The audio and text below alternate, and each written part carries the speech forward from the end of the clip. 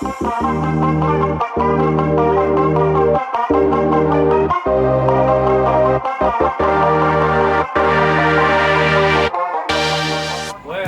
hello, how's everyone doing this snowy Saturday? I wish I were golfing, but I'm not. So we're going to mill a cool log instead. What we have is a poplar that we acquired down in Ulm, right next to the river. Beautiful wood. They're not real big, but they sure yield some awesome product.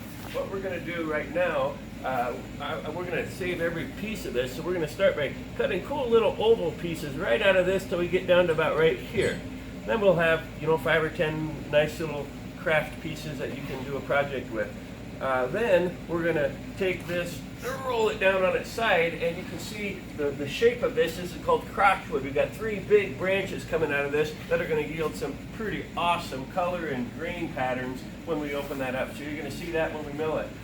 This is a chair that we built out of one of these trees here a little bit ago. You can see the awesome colors in here, grain patterns, variations, some really cool, just really neat mineral streaking from being living down close to the river. Lots of nutrients in the soil, and it gives us a beautiful, beautiful wood. So here we go. Stand by for some awesome pictures of this being milled. We're going to hyperlapse this so you can watch the fun. We'll pause it every now and then and do some pictures of this, and then we'll post this on YouTube as well. So here we go. We have wearing instructions for how to wear a glove. Here they go. In cold weather, wear gloves over glove inserts. Cold weather. In warm weather, the glove without the insert is sufficient. Fit gloves snugly but not tightly over glove inserts. Adjust strap for fit. Did you adjust your straps? Good job. Okay, now It's a good thing they came with gloves instructions. and glove inserts are available in 5 sizes. 1, 2, 3, 4, and 5. Wash gloves in mild soap and lukewarm water or dry clean them. Dry gloves and glove inserts away from extreme heat or flame. Use for heavy work, construction, and stevedoring, etc. What's Steve doing? Well, you're just going to have to Google that and find out. I can't tell you. I won't tell you. When conditions require chemical protective handwear to be worn, the leather gloves are to be worn over the chemical protective handwear to provide maximum durability. All right, good job. He's for mouthy today, isn't he? You know why, don't you? Is it snowing? Yes, sirree!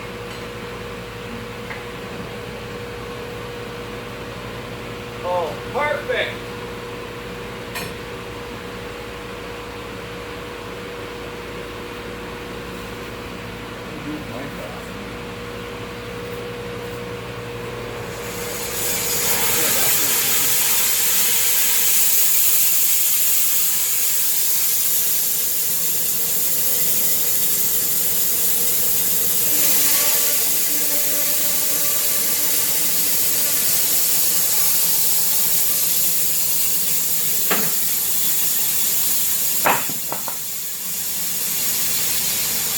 Dan, hold that up over here so for this one.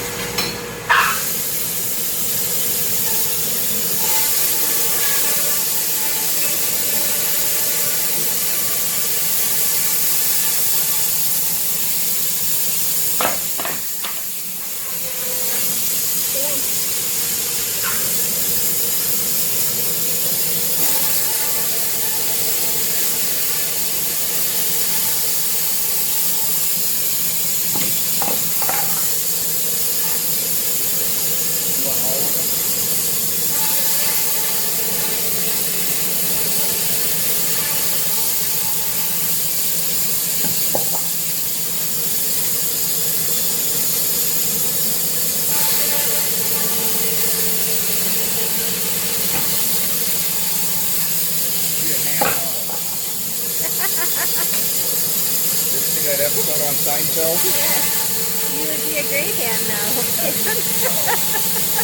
They're signing you up. Let's see your modeling skills. There you go.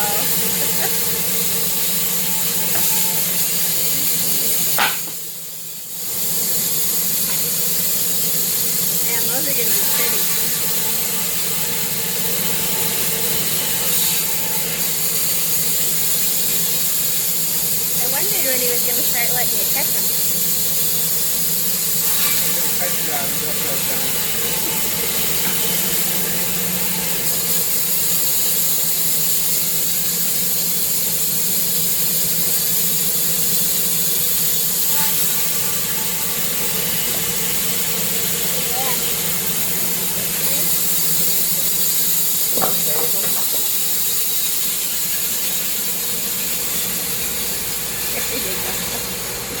Nice. It'll be pretty little rings. All right, let's let it down, Dano.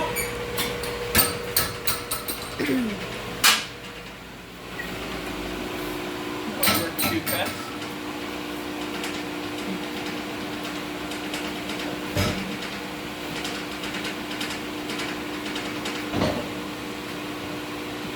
Grab one of your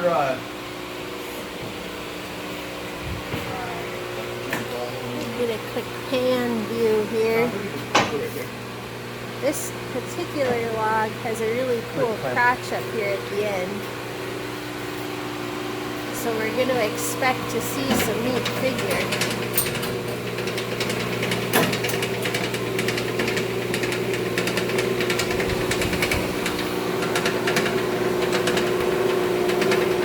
light in there.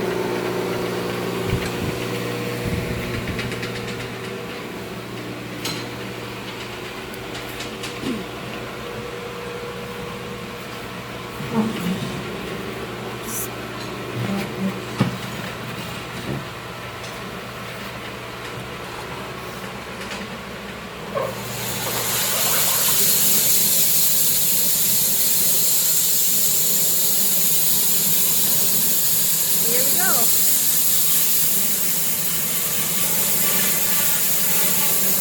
It's always like Christmas cutting into a log. You never know what's inside.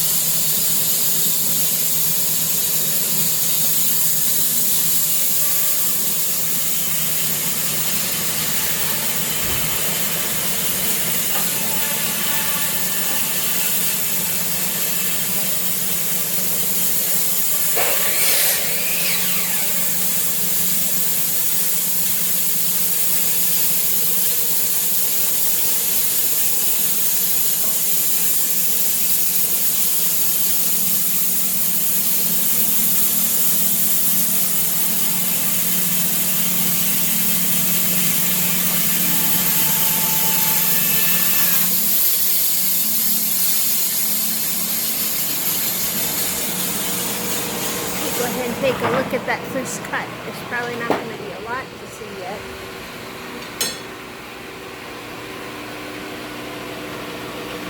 Down here on the end, this is where we're really going to get into the color. Look at that.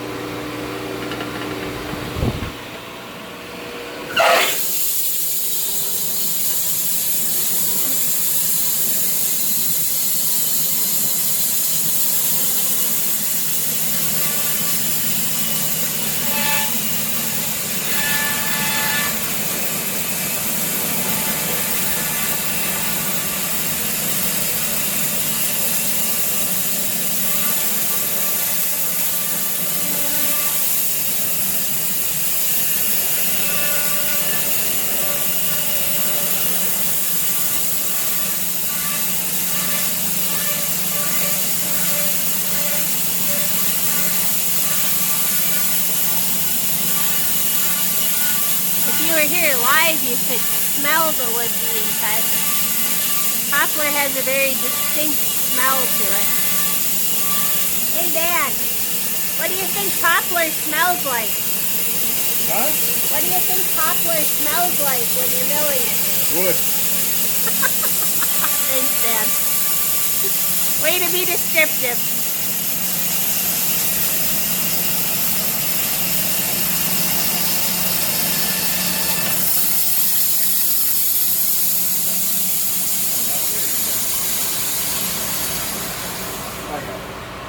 We'll go up. This is what you were waiting for. We're coming to look. Are you backing the mill up first? Yeah. Okay, back her up. And we'll take a pan. Yeah, see, as we get down into the heartwood, you really start to see the color. Specifically down here where we've got all those branches coming out. God, that's going to be gorgeous. Look at that wood. Holy cow. All right.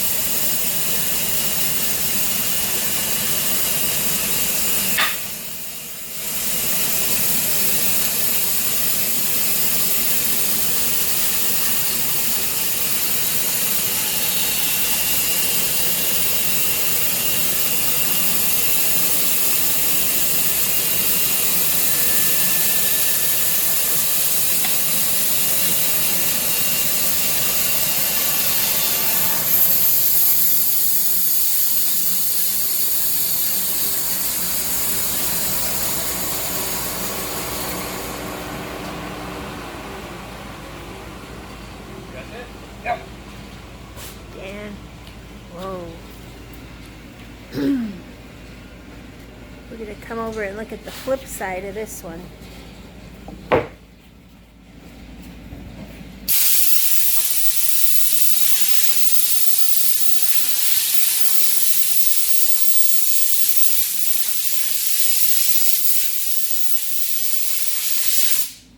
Look at that color. Alright. You ready, Chris? Yeah, are we ready? Yeah.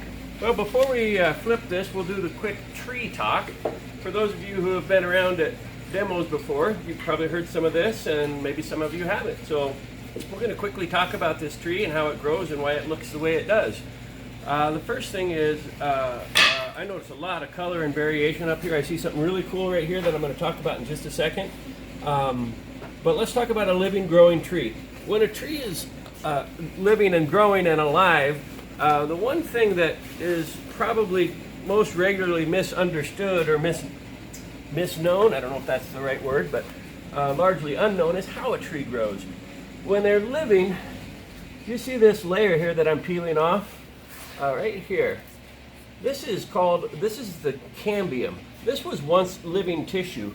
When a tree is growing and alive, that skin that wraps the tree is the only tissue that's alive, other than the leaves and things like that. But the wood itself, the majority of the tree, the wood, the bark, which is missing on this, is not alive. It's not living. It used to be alive, but when a tree is growing and developing, it's not. Just the outer layer, a few cells thick, is living. A tree grows in width only.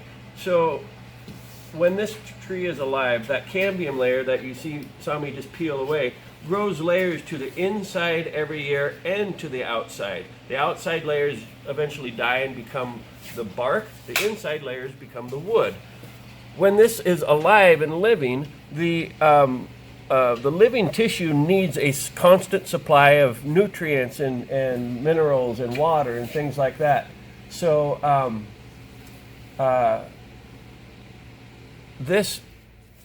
the cells that are on this are too far from the roots and the leaves to get that instantly. So the tree has to store that stuff up for use throughout the season. That storage happens in this region of wood that we see that's a different color on the outside. Here, it's kind of where this orange color begins all the way to the outside maybe. And on this side of the tree, it's very obvious. It's right here, this distance. Now, we can see this is 1, 2, 3, 4, 5. This is 6 years old right there. So about 6 years of tree growth produces the this region, which is called the sapwood. It's called sapwood because it stores those nutrients and minerals and sugars from the leaves for the living portion to access during its lifetime. A tree only gets longer at the tip of the roots and the tip of the stems. As it gets longer every season, those longer tips get wider and wider and thicker and become heavy, big branches, and that's how a tree grows. I see over here something kind of interesting. Oh, by the way, wood itself, the wood fiber, is really a sugar. The sugar is called cellulose. It's made up of glucose parts and some other things, but mostly sugars. And the sapwood region, the light color, has more sugars and nutrients in it than the inner region. The dark colored part of the tree is called heartwood. The sapwood has not only the sugar that it's made out of, the cellulose fibers, but it also has the stored up nutrients that the tree is using when it's alive. We can't digest the types of sugars that come in wood, at least in the structure of the wood itself, but certain organisms can, like fungus and bacteria. And when we get fungus and bacteria in wood, that's what causes the rot to occur. Because those organisms are digesting that material, they're using the sugar for their food source. We don't have the right enzymes in our body to do that. There were some bugs in here too. But I see some of the fungus. Do you see it? Maybe you do. If you know your trees well, you might see it. You see the black lines right here? These black lines are called spalting. The spalting is a result of different colonies of fungus interacting with each other, different species. So whatever colony or type of species has infected this wood in this region is different from those that are in the region on the other side of that line. And when they compete for territory and space, they secrete compounds, it's like battle lines, that occur and they causes this discoloration. Spalting can vary in colors from black, like you see here, down to reds and oranges and browns. Most of the time it's black. But there's quite a bit of it in here, so maybe we'll see some more of that when we get deeper into this tree. Does it damage the wood at all? It can, because they're fungus, they're in here for a reason. They're living off of the food source that's inside of this tree, which is the cellulose fibers that create the wood structure itself. The longer this organism is in here, the more it decays the wood. If you can capture this when it's relatively early and you see it like this is very solid still, they haven't began to really break down the wood to an extent that it's damaged it. So anyway, yes, it can cause it to break down the wood, but it takes some time and a lot of it before it's completely gone. Sought after in wood. Highly too, sought after, yep. Because it's so pretty. What else do you see up here? I see lots of knots where they've been cut off. Like this is a knot that was growing out probably about the angle of my pen. This was a knot going straight out here that we've cut through. This right here is the edge of a knot that was cut off going straight this way, and you can see how the tree grew around that point. That's what that is. I don't know that I see too many more, but you see this pattern that looks iridescent and these flame-looking patterns. All of this is a result of what's called crotchwood. When you see the branch of this tree grew out this direction, and then the main trunk of the tree grew up this direction, we have growth in two different directions. So the wood between them fills in as it gets wider and wider, and it fills in a non-uniform pattern, causing these waves that you see, which again is highly sought after figure in wood. The one thing about these crotchwood waves, they're not going to be consistent in the whole board that we mill. So you're only going to see that in that region, the crotch of the two branches. But it's still beautiful to have accents of that in a piece of furniture or a countertop. It's gorgeous. All right. Okay, we're going to flip this over and cut the remaining 4 or 5 pieces out of it. Here we go. Hi, Matt. How's it going? Welcome. Good. Another one of those beautiful poplars. Yeah, no kidding. You got to go get some more of these. Oh my god. That's something else.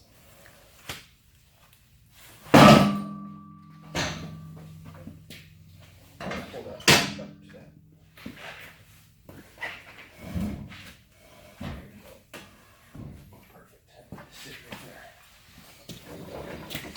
You want to clamp that down a little bit? No, it's fine.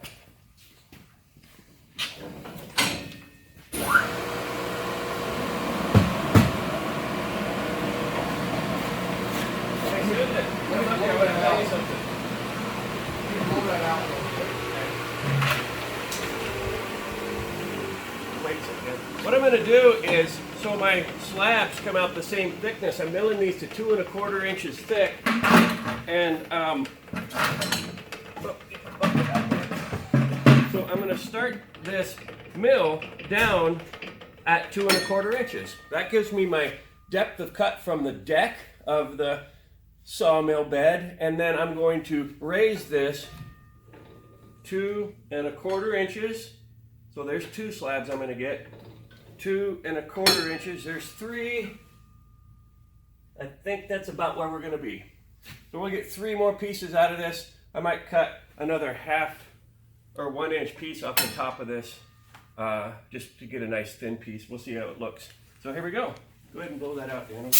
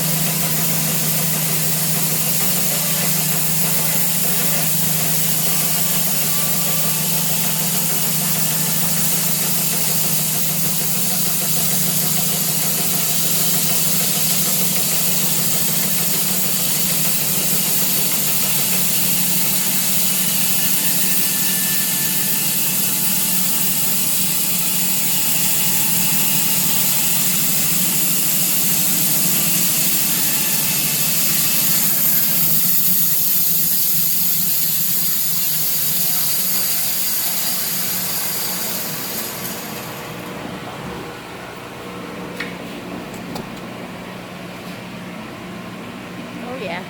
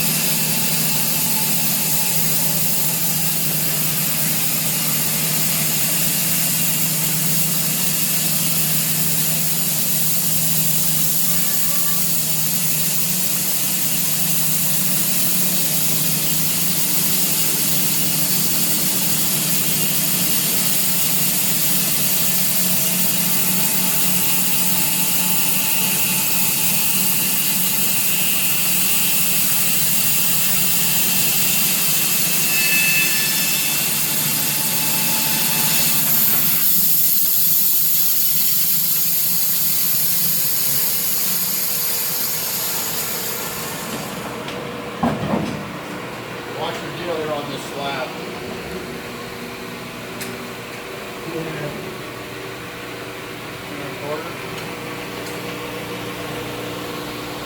Down into that figure again.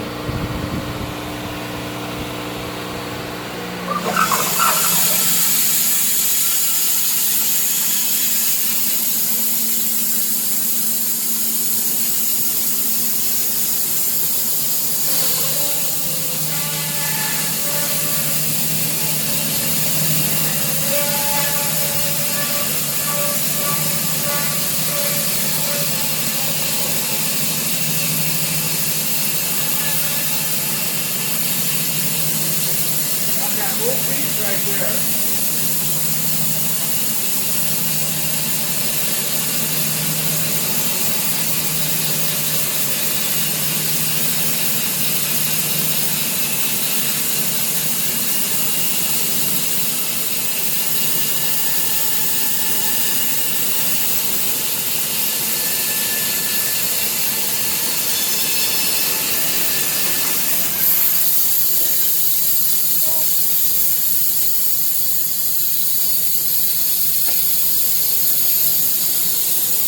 Down to this much, a lot of times they'll leave the top slabs on and just finish the cutting before they move and stack.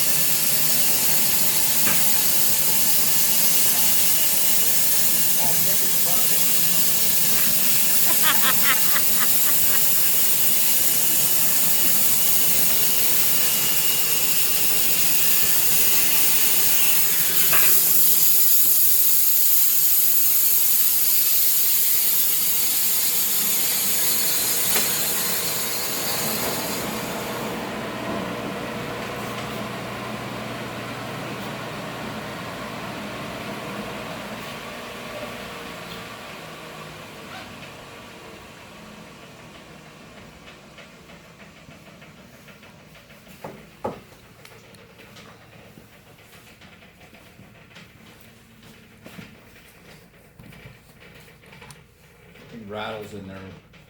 Yeah, we gotta replace that belt. Some days it's worse than others, though. Which way are you going? Just right there. Holy cow, hang on, I want to see that. Yeah, that's terrible. Look at I don't that. know why you milled that long. Want to blow that off? Oh my gosh. Look at the color.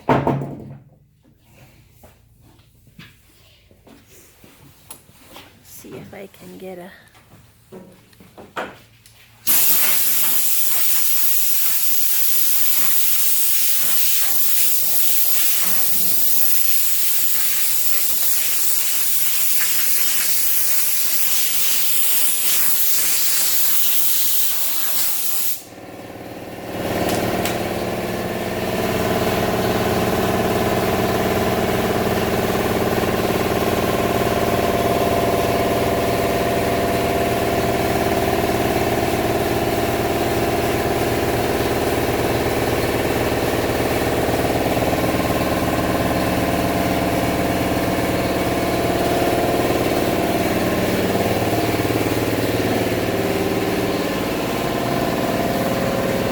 How heavy are they, guys?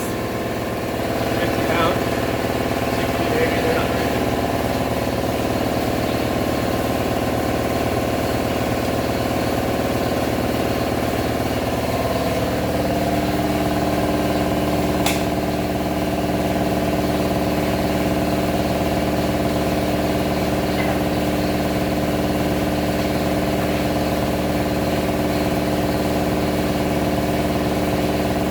See all the chairs in the background getting dusty.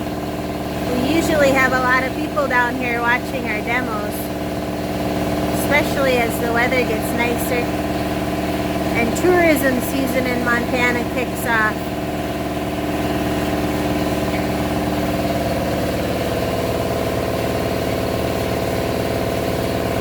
The stacking is always really important.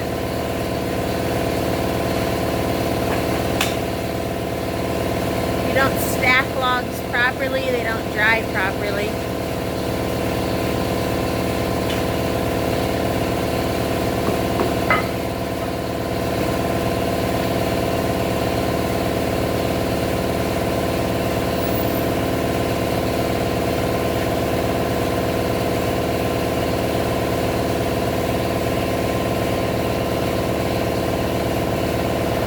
Say anything else? It snowed today. Yeah, we heard about that. Yeah, I'm gonna move to Mexico. Bring my sawmill with me. Heard they have Cocobolo down there.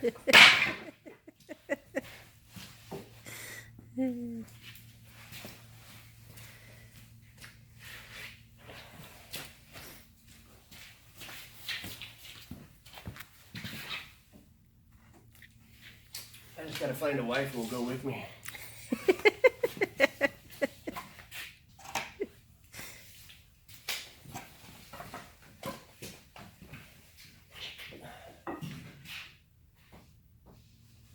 Suppose I could just find one down there.